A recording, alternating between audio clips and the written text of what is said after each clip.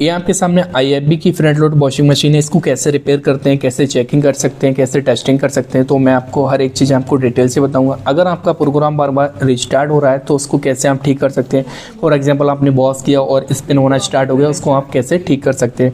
Plus इसका जो drain pump होता है उसको कैसे चेक कर सकते हैं, मतलब ड्रेन मोटर, और इनलेट बॉल को कैसे आप चेक कर सकते हैं। हर एक चीज़ मैं आपको डिटेल से बताऊँगा।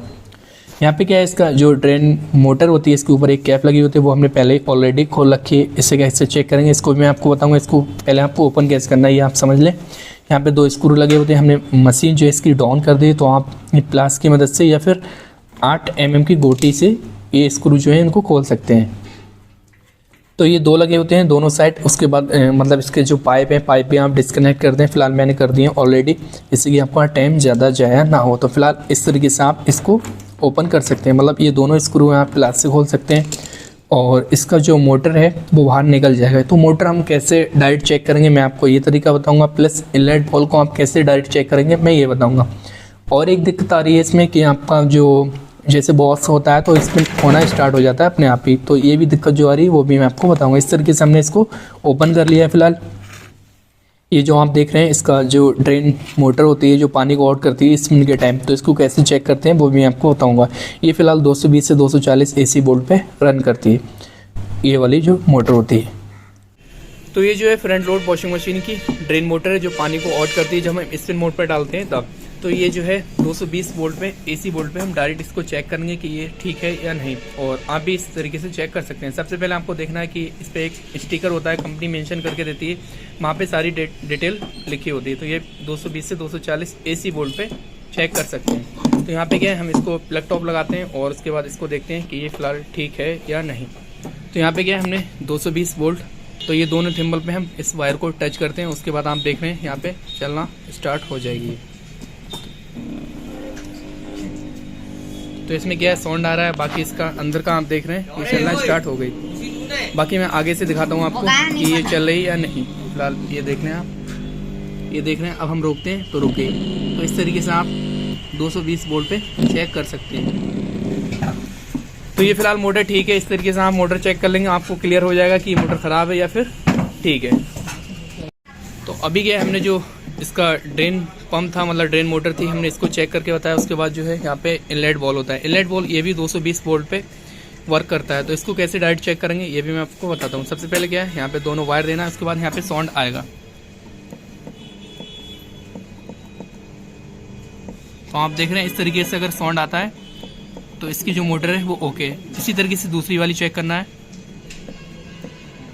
तो यहाँ पे देख रहे हैं आप साउंड आ रहा है, तो इस कंडीशन में आपके जो दोनों मतलब जो इनलेट बॉल है वो ठीक है। और इसमें क्या है, एक में ठंडा पानी आता है, एक में गर्म पानी आता है, ये दोनों ये काम करते हैं। यहाँ पे 2 पाइप होते हैं। उसके बाद आपको क्या करना है, एक तरीका और आप यहाँ पे फूकेंगे, फूक के भी क्लियर कर सकते हैं। अगर यहाँ से फूंक आपकी मतलब इस तरीके से बाहर निकल रही तो यहाँ पे क्या है, इसका इनलेट बॉल जो है वो ख़राब है, क्योंकि मशीन जब ऑफ होगी तब भी पानी कंटिन्यू आ रहा है। तो इस कंडीशन में आपका इनलेट बॉल ख़राब है, तो आप इसको रिप्लेस करेंगे तभी ये दिक्कत दूर होगी। तो इसको क्या है, हम चेक करके दिखाते हैं, मतलब फूंक के। तो नहीं भाई, इसे पकड़ें और उसके बाद इसमें फूंके और मैं हाथ लगाता हूँ। अगर इसमें फूंक आती है तो फिलहाल अगर इस तरीके से अगर फूंकते हैं और फूंक आती है, फिर आप पानी भी देख सकते हैं। पानी डाल के अगर पानी आता है कंटिन्यू यहाँ पे तो आपका इनलेट बॉल ख़राब है, इससे भी चेक कर सकते हैं। बाकी 220 वोल्ट देके लाइट भी चेक कर सकते हैं।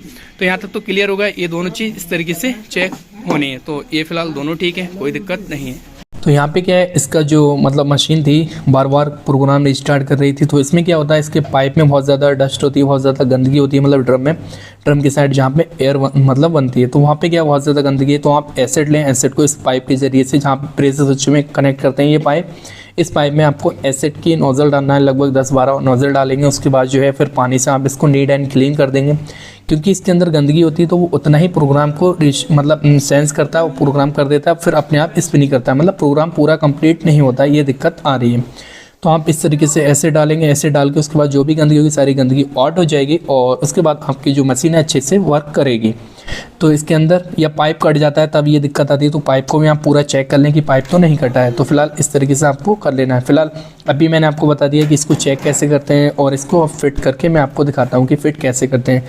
तो इसको क्या है, फिलहाल ये जो ड्रेन मोटर होती है आप इस तरीके से इसको फिट करेंगे। उसके बाद सारे पाइप कनेक्ट करना है, वो सब कुछ मैं आपको बताऊँगा। तो मैंने टेस्टिंग आपको बता दी है, बस इसकी फ़िटिंग और उसके बाद जो है मशीन हम सीधा करते हैं, फिर आपको दिखाते हैं। तो फिलहाल यहाँ पे जो 2 स्क्रू आप इस तरीके से टाइट कर दें, जैसे कि आपने ओपन किए वैसे ही आपको टाइट करना है। और आपको ध्यान रखना है कि ऐसा नहीं हो कि आप उस समय भूल जाएं, या फिर आपको अगर ये दिक्कत आ रही है तो आप पिक वगैरह ले सकते हैं, मतलब ओपन करने से पहले, जिससे कि आपको कोई दिक्कत नहीं हो। अगर प्रोग्राम बार बार स्टार्ट होता है तो आप क्या करें, सीधा ऐसे डालें उसमें पाइप में, और जो भी गंदगी होगी सारी गंदगी निकल जाएगी, क्योंकि गंदगी बहुत ज़्यादा जमा हो जाती है तब ये दिक्कत आती है। और ये उन मशीनों में ज़्यादा दिक्कत आती है जैसे कि सर्विस नहीं होती है टाइम टेबल से, तब ये दिक्कत आती है। तो आप सर्विस भी करा लें ध्यान से, जिससे कि दिक्कत नहीं हो ये। और बाकी इनलेट वॉल जो है आप इस तरीके से इसको लगाएंगे। उसके बाद बैक साइड जो होते हैं 2 स्क्रू के लगे होते हैं, उनको भी आपको अच्छे से टाइट कर देना है, मतलब दोनों स्क्रू लेके इधर टाइट कर देना है, यहाँ पे 2 स्क्रू टाइट करना है आपको। तो इनलेट वॉल जो है, आप इनलेट वॉल की मैंने टेस्टिंग बता दी कि आप इनलेट वॉल जो है 220 वोल्ट पे कैसे चेक कर सकते हैं।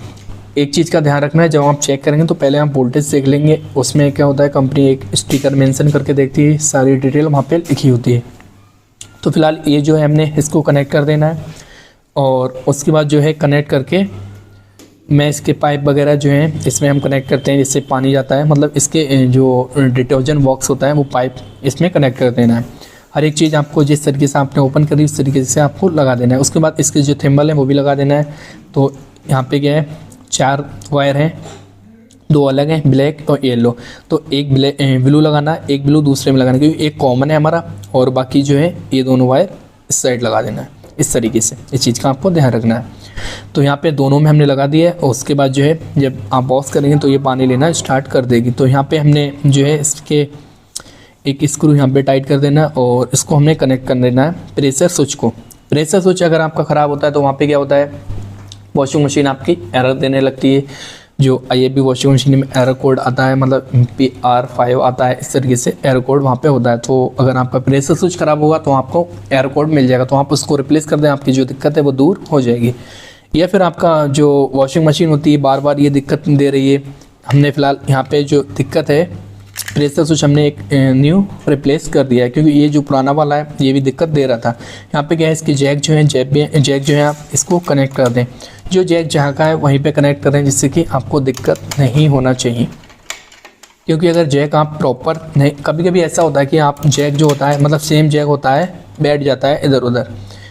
तो इसका भी आपको ध्यान रखना है कि जब आप जैक डिस्कनेक्ट कर रहे हैं तो उस समय पिक लेने, या फिर आपको ध्यान रखना चाहिए कि हमने कौन सा जैक कहाँ से निकाला है, इस चीज़ को आपको ध्यान रखना है। तो इस तरीके से हमें फिट कर देना। उसके बाद जो है यहाँ पे क्या होता है, इस PCB को इस तरीके से कनेक्ट कर देना है। बाकी फ़िलहाल अभी लाइट नहीं आई थी, मतलब बहुत देर से हम वेट कर रहे थे, लाइट नहीं आई थी तो हम छोड़ के चले आए। उसके बाद हमने कॉल करके पूछा तो मशीन ओके चल रही थी, कोई दिक्कत नहीं आई थी, और प्रोग्राम जो रिस्टार्ट होता वो भी नहीं हो रहा था, मतलब पूरा प्रोग्राम कंप्लीट हो रहा था। तो फ्रेंड्स, ये इन्फॉर्मेशन कैसी लगी, अच्छी लगी वीडियो को लाइक कर दो, चैनल पर विजिट के चैनल को सब्सक्राइब कर दो। Thank you for watching. Okay ठीक।